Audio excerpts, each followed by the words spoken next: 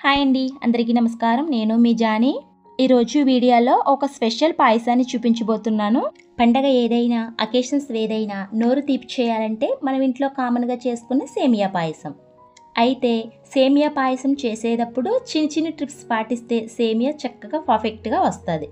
అయితే పాయసం చేసేటప్పుడు పాలు ఎక్కువ పోసి చేస్తే పలచగా అయిపోతుంది, లిక్విడ్ లాగా వచ్చేస్తుంది. అదే తక్కువ వేసి చేస్తే చిక్కబడిపోయి గట్టిగా అయిపోతుంది. అలా కాకుండా ఇలా ఈ వీడియో క్లిక్లో చూపించే విధంగా రావాలంటే ఎలా చేయాలో, ఎంత కొలతలతో ఎంతెంత తీసుకోవాలో, ఏ టిప్స్ వాడాలో ఈ వీడియోలో మీతో షేర్ చేయాలనుకుంటున్నాను. నేను చెప్పినట్టుగా ఇలా ఈ కొలతలతో చేశారంటే పాయసం గంటల తరబడిన పలచబడదు, అలాగని చిక్కబడదు. క్రీమీగా పర్ఫెక్ట్ కన్సిస్టెన్సీలో వచ్చేస్తుంది. ఇలా నేను చెప్పినట్టుగా ఈ సేమియా పాయసాన్ని ట్రై చేస్తే ఫస్ట్ టైం చేసిన పాయసం పాడవకుండా చక్కగా వస్తుంది. ఈ అమృతం లాంటి సేమియాన్ని ఎలా ప్రిపేర్ చేసుకోవాలో, దీని ప్రాసెస్ ఏంటో లేట్ చేయకుండా వీడియోలోకి వెళ్ళిపోదాం.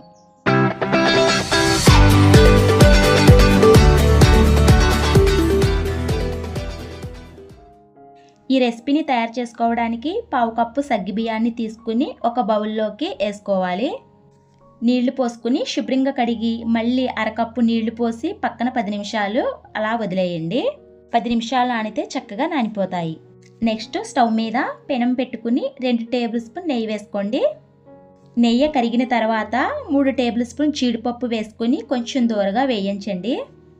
జీడిపప్పు మాడిపోకుండా లో టు ఫ్లేమ్లో అడ్జస్ట్ చేసుకుంటూ గరిటెతో తిప్పుకుంటూ ఫ్రై చేసుకోవాలి.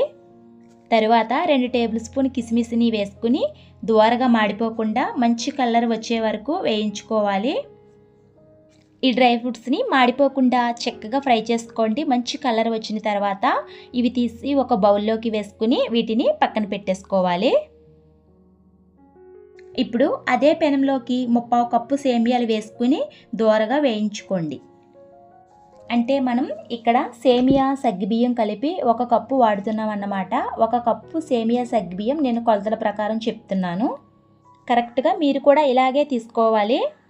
ఈ సేమియాని మాడిపోకుండా మంచి గోల్డెన్ కలర్ షేడ్ వచ్చే వరకు సేమియాని ఫ్రై చేసుకోండి. మంటని లో టు ఫ్లేమ్లో అడ్జస్ట్ చేసుకుంటూ ఫ్రై చేసుకోవాలి.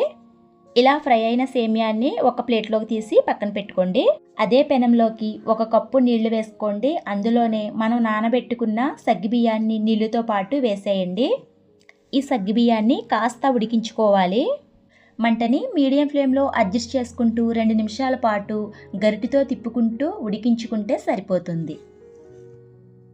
ఇలా సగ్గుబియ్యం పైకి తేలాయంటే సగ్గుబియ్యం చక్కగా ఉడికిపోయినట్టే. ఇందులోకి 2 కప్పులు దాకా పాలుని పోసుకోవాలి. ఇవి కాచి చల్లారి పెట్టిన పాలండి. ఇందులోకి పచ్చి పాలైనా పోసుకోవచ్చు. ఈ పాలుని మీగడ కట్టకుండా గరితో తిప్పుకుంటూ ఉడికించుకోవాలి. పాలు మరుగుతుండగా మనం వేయించి పక్కన పెట్టుకున్న సేమియాని మొత్తం వేసుకోవాలి. మీడియం ఫ్లేమ్లో పెట్టుకుని సేమియాని ఉడికించుకోవాలి. సేమియాల్ని లో టు ఫ్లేమ్లో మంటను అడ్జస్ట్మెంట్ చేసుకుంటూ 2 నిమిషాలు ఉడికించుకుంటే సరిపోతుందండి. అంతకన్నా ఎక్కువ ఉడికనివ్వకూడదు.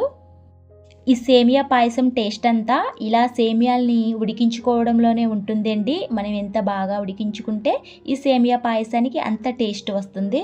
సేమియా డబల్ సైజులో ఉడికిపోకుండా ఒక సేమియాని తీసుకుని ఇలా బ్రేక్ చేస్తే ఇలా బ్రేక్ అయిపోవాలి. ఇలా ఉడికించుకుంటేనే సేమియా పాయసం చల్లారిన చిక్కపడకుండా గట్టిపడకుండా ఉంటుంది. సేమియాని ఉడికించుకున్నాక 3/4 కప్పు పంచదారని వేసుకోవాలి. పంచదార పూర్తిగా కరిగే వరకు లో టు ఫ్లేమ్లో ఉడికించుకోవాలి. ఇలా ఉడికించుకున్న తర్వాత ఇందులోకి 1 టేబుల్ స్పూన్ ఇలాచీ పౌడర్ని కూడా వేసుకుని మొత్తం కలిసేలాగా కలుపుకోవాలండి. ఇలా 10 నిమిషాలు ఉడికించుకుంటే పాయసం కాస్త చిక్కబడుతుంది. ఇందులోకి మనం ముందుగా ఫ్రై చేసి పెట్టుకున్న జీడిపప్పు కిస్మిస్ని కూడా వేసుకుని మొత్తం కలిసేలాగా ఒకసారి మొత్తం పాయసాన్ని కలుపుకోవాలి. ఇలా రెడీ అయిన పాయసంలోకి లాస్ట్గా చిటికెడు సాల్ట్ని వేసుకుని మొత్తం ఒకసారి కలిపేసుకోవాలి. ఇలా కలుపుకున్న పాయసాన్ని దించేసుకుని పక్కన పెట్టేసుకోవాలి. ఇక్కడే ఉందండి అసలైన చిట్కా. ఇందులోకి కాచి చల్లార్చిన పాలుని 1 కప్పు కానీ 3/4 కప్పు కానీ పోసుకుని పాలంతా పాయసంలో కలిసేలాగా బాగా కలుపుకోవాలి. ఇలా కలుపుకుంటేనే పాయసం గంటల తరబడిన చిక్కబడదు, అలాగని గట్టిపడదు.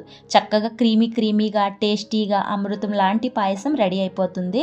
ఈసారి మీరు కూడా ఇంట్లో ట్రై చేసినప్పుడు ఇలా కొలతల ప్రకారం ట్రై చేయండి. అమృతం లాంటి పాయసం తినే కొద్ది తినాలనిపిస్తూనే ఉంటుంది. మరి ఈ అమృతం లాంటి సేమియాని మీరు కూడా ఇంట్లో ట్రై చేసి ఎలా కుదిరిందో నా కామెంట్లో షేర్ చేయండి. మరిన్ని వంటకాల కోసం నా ఛానల్ సబ్స్క్రైబ్ చేసుకోండి. ఒక లైక్ ఇవ్వండి. మీరు ఇచ్చే లైక్ వల్ల నా వీడియో కొంతమందికి షేర్ అవుతుంది. ఈ వీడియోని మీ బంధువులకి, స్నేహితులకి షేర్ చేయండి.